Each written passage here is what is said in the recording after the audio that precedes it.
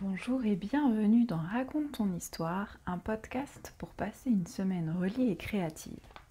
Raconte ton histoire, ce sont des histoires pour les adultes qui veulent renouer avec leur enfant intérieur, avec la légèreté profonde de la vie, en lien avec le langage universel que sont les contes, les mythes et les histoires.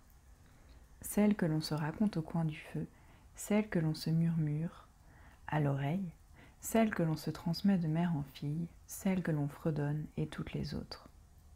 Ces récits qui nous offrent des clés de compréhension et deviennent des sources d'inspiration. Ces mots qui nous touchent et nous mettent en mouvement. Je m'appelle Marie-Liesse, je suis psy-créative. J'accompagne les femmes et les hommes qui vivent un changement de cap et se sentent déboussolés à créer une nouvelle sécurité intérieure. Je les aide ainsi à se libérer de leur carcan afin qu'ils puissent reprendre le pouvoir de leur vie. Pour ce nouvel épisode de Raconte ton histoire, ce qui m'est venu, c'est de continuer en fait dans cette proposition du processus d'évolution. Il y a quelque chose qui peut être de l'ordre de l'écueil lorsque on est sur ce chemin. Quelque chose de on peut toujours être mieux, meilleur. Et il y a quelque chose en fait comme une croyance de il y a quelque chose à changer chez moi. Alors c'est à la fois correct et à la fois quelque chose qu'on peut remettre en question. Notamment en lien avec la métaphore de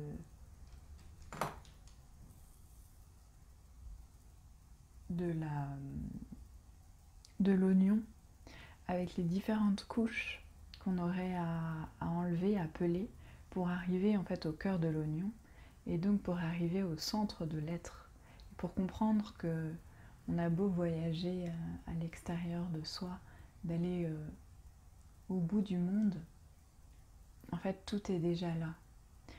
Et peut-être que vous avez déjà entendu ça, qu'on vous l'a déjà dit, mais encore une fois, il y a un gap entre ce qu'on entend et ce qu'on intègre.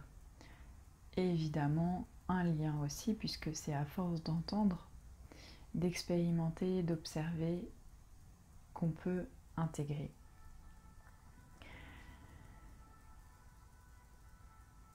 Donc tout ce qui est à l'extérieur est à l'intérieur. Et ce qu'on va chercher tellement loin, c'est quelque chose qu'on peut trouver tellement près et en fait à l'intérieur de soi. Et c'est aussi ce qui peut faire peur. Parfois certaines personnes me disent que méditer ça fait peur parce qu'en fait on se retrouve face à soi. Et c'est exactement ça. Et c'est qu'à force d'être à l'extérieur de soi, on en vient à ne pas connaître qui on est à l'intérieur. Et cette étape de connaissance de soi, c'est justement une étape qui nous permet en fait aussi de connaître les autres, de connaître l'autre et de connaître la vie et de connaître ce qui nous dépasse, évidemment à minima, puisque à mon sens c'est une quête existentielle. Donc à un moment on va trouver des réponses, à un moment on va toucher du doigt qu'est-ce que c'est la vie, et la vie avec un grand V. Et une fois qu'on aura trouvé une réponse, qu'on aura donné un sens, on va pouvoir continuer à créer, continuer à construire, continuer à avancer. Et il y aura d'autres réponses qui vont apparaître, puisque à chaque instant on se transforme et que tout change sans cesse. Et c'est ça la vie, c'est ça la dynamique de la vie. En tout cas la vie telle qu'on la connaît aujourd'hui en tant qu'être incarné sur cette terre. J'avais envie de partager avec vous aujourd'hui une histoire que j'ai trouvée, ou qui m'a trouvée, qui nous a trouvée dans le tarot de la transformation de Osho. C'est un oracle. Je vous ai déjà parlé des oracles, des cartes qui m'accompagnent au quotidien, qui sont en fait des outils, qui sont des supports qui permettent justement de voir des choses, de regarder des choses d'une façon différente. Et qui en même temps, à mon sens, à terme, doivent rester des outils et qu'on puisse s'en détacher et prendre du recul. La carte qui a été tirée est la carte numéro 28 qui s'appelle l'acceptation de soi. La pensée sauvage dans le jardin du roi. Vous ne pouvez pas vous améliorer. Cela ne veut pas dire qu'il n'y a pas d'amélioration possible. Non, mais vous ne pouvez pas vous améliorer vous-même. Lorsque vous cessez de le faire, c'est la vie qui vous améliore. Dans cette acceptation, dans cette relaxation, la vie se met à vous caresser et se met à couler à travers vous.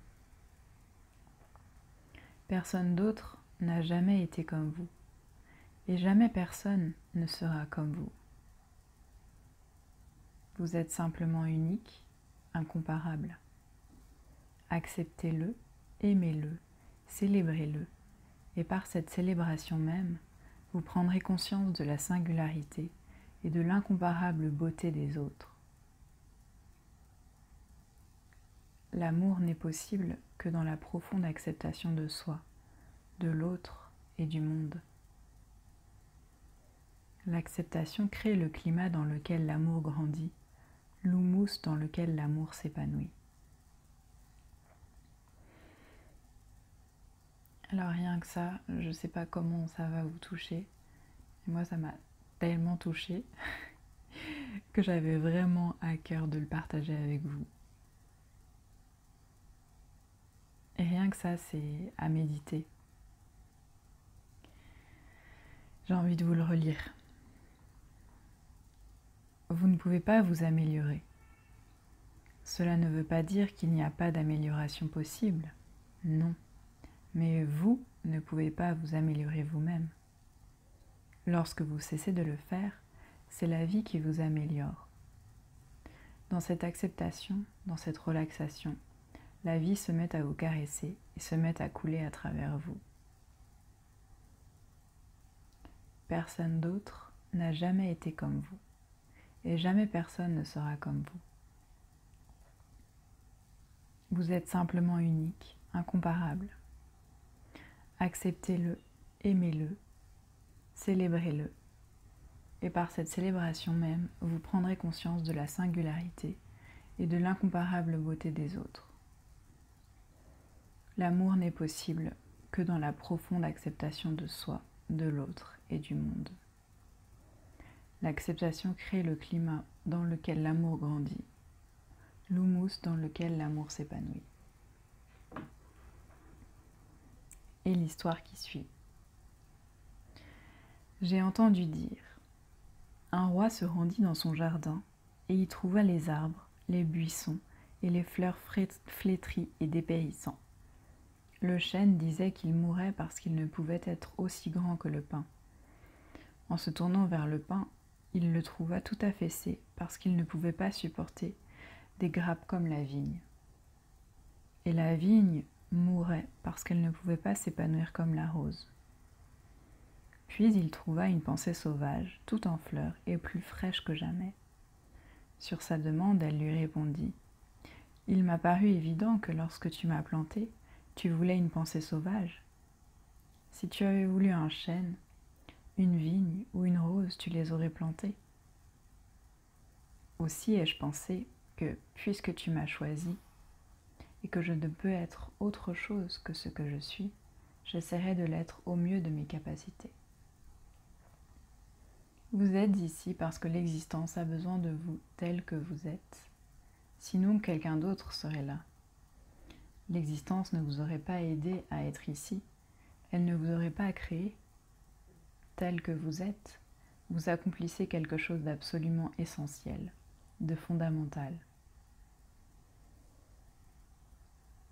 Vous êtes ici parce que l'existence a besoin de vous tel que vous êtes. Sinon, quelqu'un d'autre serait là. L'existence ne vous aurait pas aidé à être ici. Elle ne vous aurait pas créé. Tel que vous êtes, vous accomplissez quelque chose d'absolument essentiel, de fondamental. Pourquoi devriez-vous être un Bouddha? Si Dieu avait voulu d'autres Bouddhas, il aurait pu en créer autant qu'il en voulait. Il n'en a produit qu'un seul, c'était suffisant, et il fut absolument comblé. Depuis, il n'a pas produit d'autres Bouddhas ni d'autres Christ. Au lieu de cela, il vous a créé vous. Prenez conscience de l'honneur que vous fait l'univers. Vous avez été choisi, pas Bouddha, ni Jésus, ni Krishna. On a davantage besoin de vous, voilà pourquoi. Actuellement, vous convenez mieux. Ils ont fait leur travail. Ils ont répandu leur parfum dans l'existence. Maintenant, c'est à votre tour. Mais les moralistes, les puritains, les prêtres continuent à vous endoctriner et vous rendre fous. Ils disent à la rose, deviens un lotus. Et ils disent au lotus, que fais-tu là? Tu ne devrais pas y être. Tout le jardin devient fou à cause d'eux. Et tout se met à dépérir, car personne ne peut être quelqu'un d'autre. C'est impossible. C'est ce qui est arrivé à l'humanité. Tout le monde prétend. L'authenticité s'est perdue, la vérité s'est perdue. Chacun tente de montrer qu'il est quelqu'un d'autre. Regardez-vous, vous prétendez être quelqu'un d'autre, alors que vous ne pouvez être que vous-même. Il n'y a pas d'autre possible, il n'y en aura jamais. Vous ne pourrez jamais être quelqu'un d'autre. Vous resterez vous-même. Vous pouvez soit vous en réjouir et vous épanouir, soit le condamner et en dépérir. Vous pouvez soit vous en réjouir et vous épanouir, soit le condamner et en dépérir.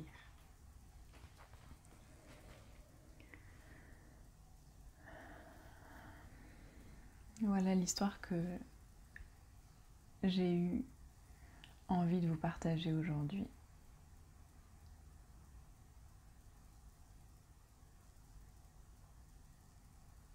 Pour moi, ça a été comme la confirmation du chemin que chacun d'entre nous doit emprunter, c'est-à-dire son propre chemin.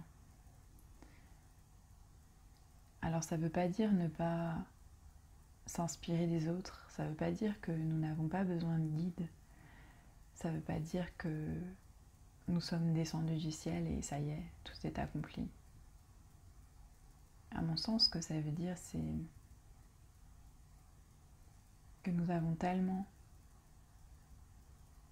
à partager, tellement à donner au monde, que en étant dans notre pleine puissance, dans notre plein pouvoir individuel et unique, en étant à notre place, nous pouvons rayonner et apporter tellement.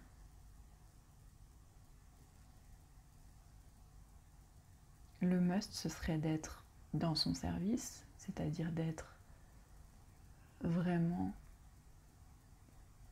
dans quelque chose qui à la fois nous donne de la joie et à la fois sert aux autres, sert les autres.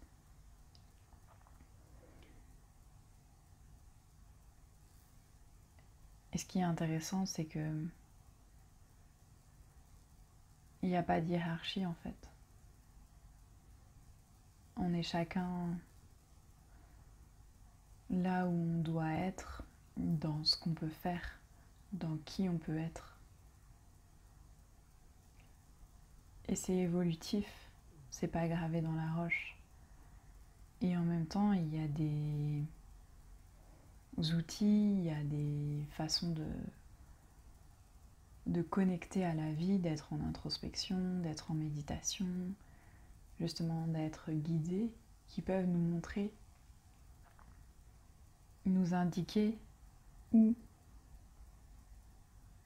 on doit être, entre guillemets, et où ça peut être le plus bénéfique pour soi et pour les autres.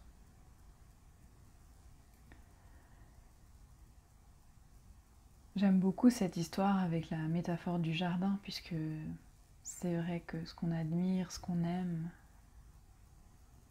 dans les parcs, dans les jardins, c'est la diversité. L'autre fois, en me promenant, j'ai vu ce mot canopée, la canopée des arbres. C'est tellement beau. C'est tellement beau de voir combien une rose peut s'épanouir et que aussi le lotus, aussi le ficus, etc. Et que si la rose cherche à être un ficus, ben forcément, il y aura un bug dans le système.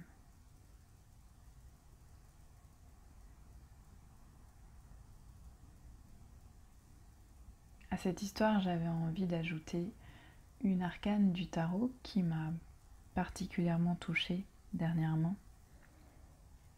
C'est l'arcane de la maison Dieu. Alors pour ceux qui ne la connaissent pas, vous pouvez bien sûr trouver une image sur internet.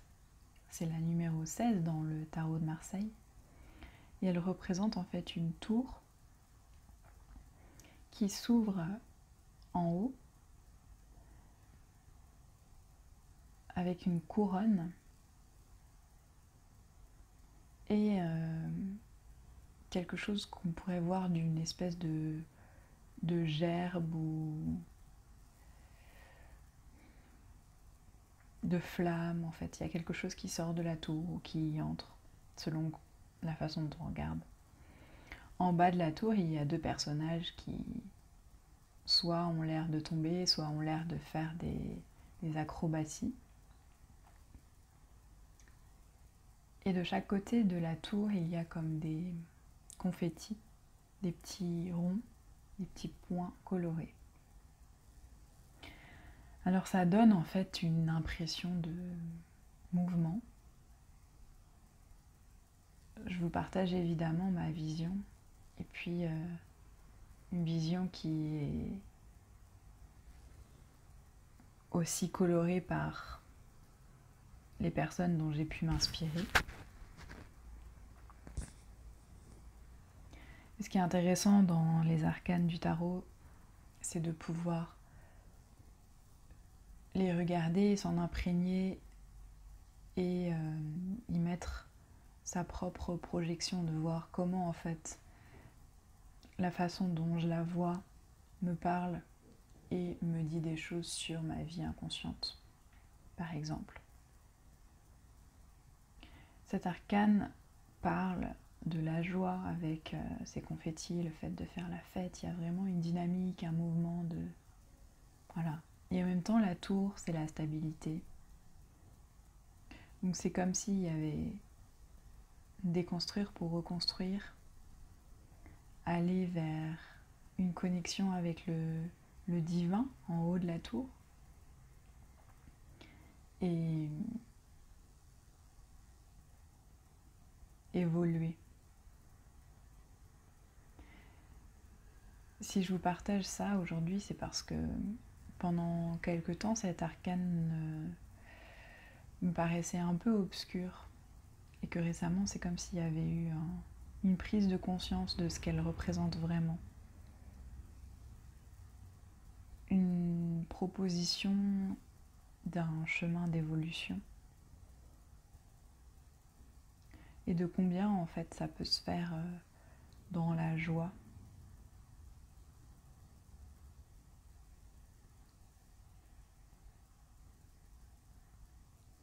Merci beaucoup d'être à l'écoute, merci beaucoup d'être et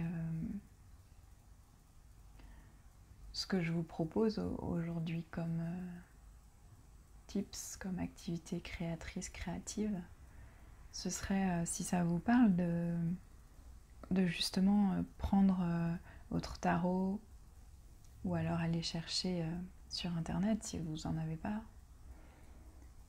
et de regarder en fait un peu et de voir s'il y a une arcane qui vous parle plus qu'une autre et de voir combien en fait ces images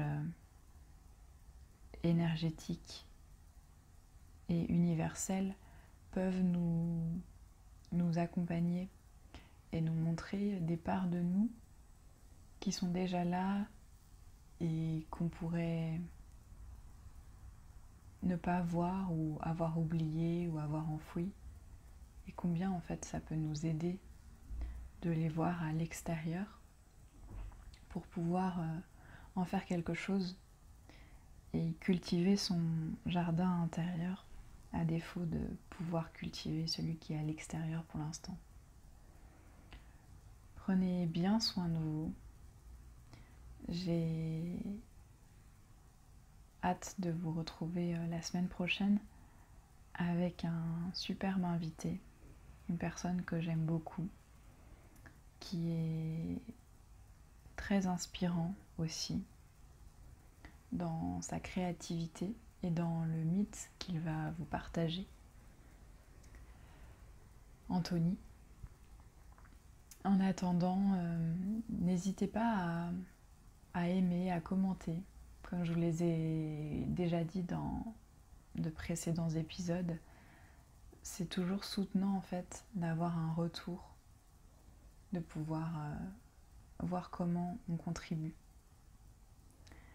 N'hésitez pas à partager aux personnes que ça pourrait soutenir, inspirer, intéresser. Je vous embrasse fort.